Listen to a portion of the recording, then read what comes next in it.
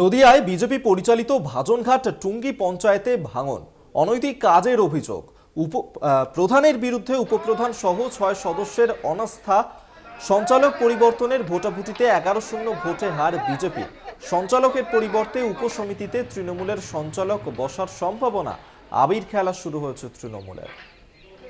সুবল মজুমদার আমাদের সঙ্গে টেলিফোনে রয়েছেন প্রতিনিধি, বিস্তারিত জানবো। সুবল, দেখো, ভাজনঘাট টুঙ্গি পঞ্চায়েতের মোট আসন 18, তার মধ্যে 12টি বিজেপি এবং 6টিতে তৃণমূল পায়। ভোট গঠন করার পর নিয়ম অনুযায়ী উপসমিতিরও গঠন হয়। যেহেতু সংখ্যাগরিষ্ঠ ছিল বিজেপি, তাই উপসমিতিও কিন্তু বিজেপির হাতেই যায়। গত 13ই সেপ্টেম্বর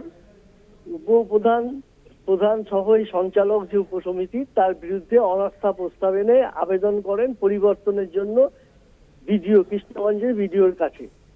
সেই সেপ্টেম্বরের 13 তারিখে আবেদনের ভিত্তিতে গতকাল বিডিও সাহেব একটি ভোটাভুটির আয়োজন করে। ভোটাভুটিতে দেখা যায় যে 11-0-তে জয়ী হয়েছেন উপপ্রধান, মানে সরানোর যে তাদের যে দাবি সেটা মান্যতা দিয়েছে। এর ফলে যেটা হয়েছে যে আগামী দিনে এই উপসমিতিতে পরিচালন ভার তৃণমূলের পক্ষে যাওয়ার সম্ভাবনা প্রবল। আর এই আনন্দেই কিন্তু তৃণমূলের কর্মী সমর্থকরা আবির খেলে আনন্দ উপভোগ করেছেন।